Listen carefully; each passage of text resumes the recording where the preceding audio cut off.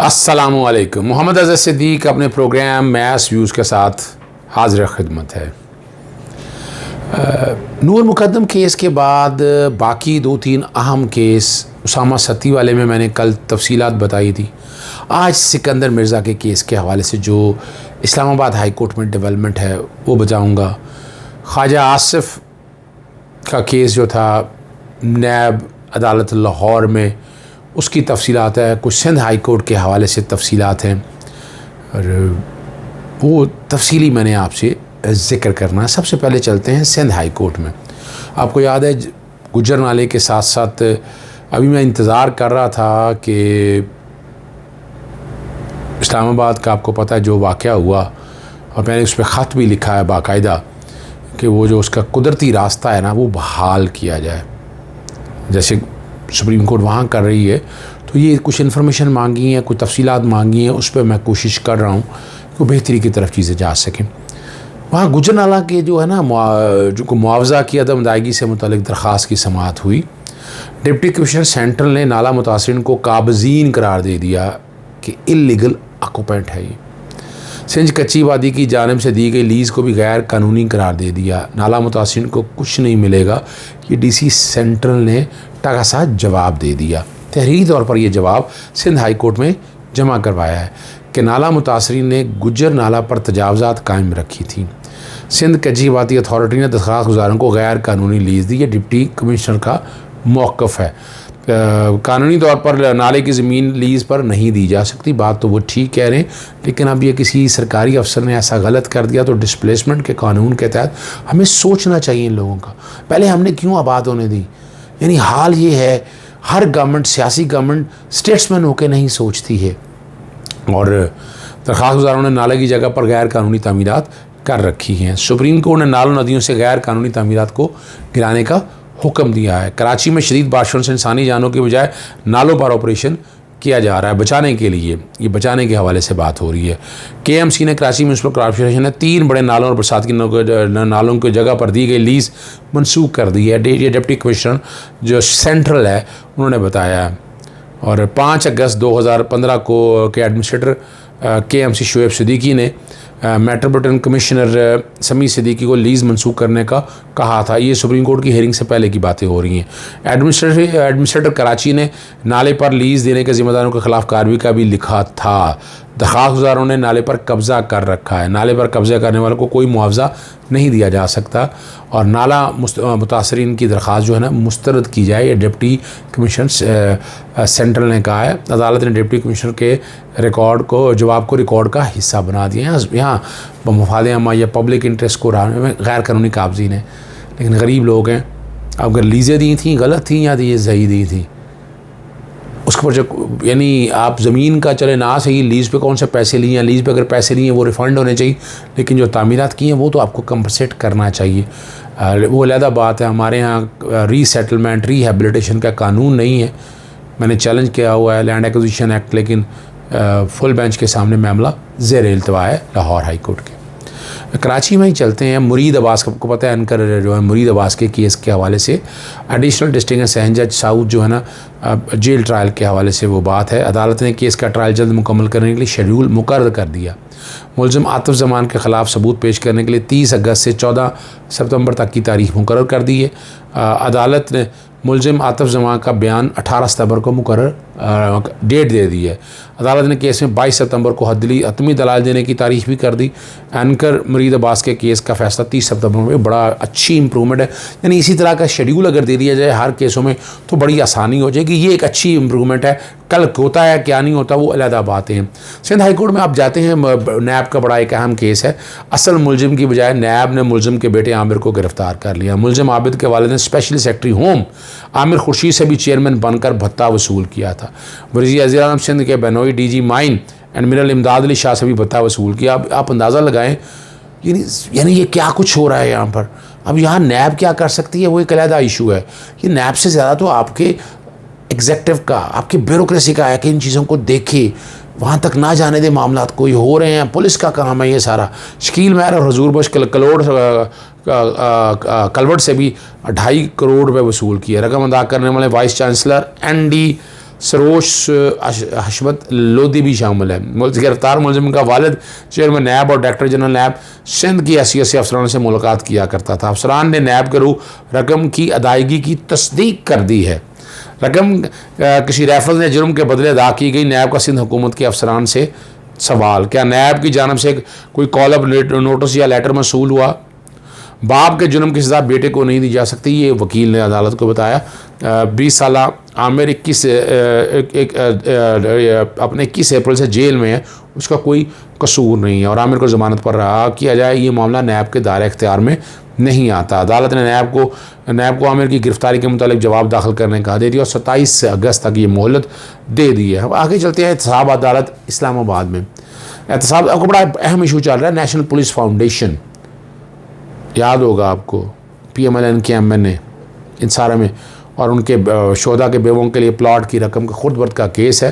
साबिक़ secretary दाखिला जो है शाहिद खान पर फ़र्द जुर्म की कार्रवाई जो है 9 सितंबर तक मुलतवी कर दी है। शाहिद खान की अदम हाज़िरी पेश नहीं हो ना, तो फ़र्द जुर्म आयद नहीं हो जब तक पेश ना हो, और आज इस हाज़िरी की ससना की उन्होंने दरख्वास्त दी थी।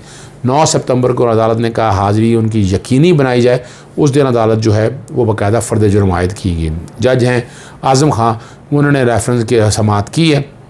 और हम चलते हैं आगे इस्लामाबाद हाई कोर्ट की तरफ। ये बड़ा अहम इशू है आपके सामने, आपको याद होगा E11 इस्लाम में लड़के लड़की पर बरहाना और तशद्दुद और बरहाना करने का केस है। शरीक मुलजिम बिलाल मुरव्वत की दरख्वास्त ज़मानत गिरफ्तारी पर फैसला अदालत ने महफूज कर लिया। ज़मानत बनती नहीं है, इसमें बड़ा मुश्किल है। जस्टिस तारक महमूद जहांगीरी ने केस की समाअत की है। FIR के मुंदरजात और केस में लगी दफ़ात के सामने पड़ी गई। मुलजिम की जानिब से और वकील उनके पेश हुए। तफ्तीशी अफसर भी केस रिकॉर्ड के साथ पेश हुआ। मेरे मौका पर बता लेने का इल्ज़ाम है, ना FIR में नामजद है, ना CDR में कोई किरदार होता है। मुतासर लड़के लड़की के मजिस्ट्रेट के सामने बयान में मुलजिम के किरदार का बाकायदा जिक्र किया गया है। मुलजिम वक़ूआ के वक्त दरवाजे पर खड़ा था, सहूलतकार का किरदार अदा कर रहा था, ज़मानत का हकदार नहीं है। मुतासरीन ने तफ्तीशी के सामने बयान में कहा था उनसे भत्ता लिया जाता है। ये अदालत ने दलाइल सुने। और याद रखिएगा यहाँ इस कॉन्टेक्स्ट में ना हम शायद समझ गए शरीक मुलजिम का किरदार भी वही है। आप अपने सामने जुर्म हो तो जुर्म होने तो नहीं देना, आपको इतला देनी है पुलिस को। अगर ये वाकई नहीं थे तो वहाँ ये सामने आकर बताते। अब सवाल ये है कि हुकूमत वक्त इस मामले को किस तरह सीरियसली ले रही है, नहीं देख रही। मैं 311 का इसमें भी मैंने कहा था, अभी तक मेरी इतला यही है कि फसाद फिल अर्ज़ का इसमें भी इजाफ़ा नहीं किया गया है। एक मैं केस भूल गया, सिंध हाई कोर्ट बड़ा अहम केस है। दूध में कीमत के इजाफे जो के ख़िलाफ़ दरख्वास्त की समाअत है। असिस्टेंट कमिश्नर एजाज हुसैन अदालत में पेश हुए। अदालत ने कमिश्नर कराची को 1 माह में दूध की कीमत का तयन एसेंशियल कमोडिटीज़ जैसे चीनी के हवाले से बात है, अभी मैं सुप्रीम कोर्ट में भी बात करूँगा चीनी के हवाले से। लाहौर हाई कोर्ट ने जो फैसला दिया था, अदालत का कमिश्नर कराची से दूध की कीमत का मसला 1 माह में हल करने से मुतालिक तहरीरी यकीन दहानी जमा कराने का हुक्म है।